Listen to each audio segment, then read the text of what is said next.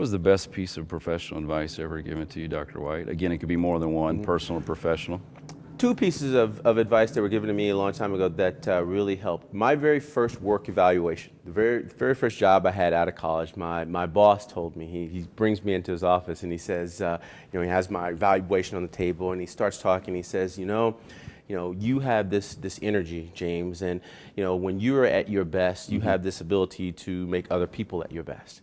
And then he says, but when you're at your worst, when you're not feeling good or you're not engaged, you also have that ability to bring everybody down around you. Okay. And he said, for the rest of your life, you're going to have to wake up in the morning and decide which James you're going to be. Wow.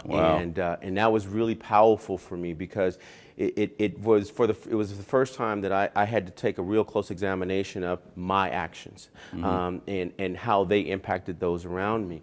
And so I then took that and I had a mentor from Hopkinsville, Dr. Frank Pitzer, who has since passed away. But he had this idea for me about ownership. And he said, no matter what you do, no matter where you go, you have to own it. You have to think about it as it's yours. So he would say things like, when you go to a friend's house or you're a guest in someone's house, you constantly ask, can I go to the restroom? Can I get a drink of water?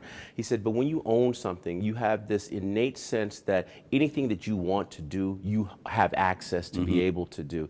And I talk a lot about that with my students, about this idea that you have to own the experience. No one is going to give that to you. So this idea of being your best self all the time and making that decision to do that every day, and then this idea of any situation that you find yourself in, owning that situation and making it yours, those were definitely by far the two biggest pieces of advice that I think I've received. That's great. Yeah.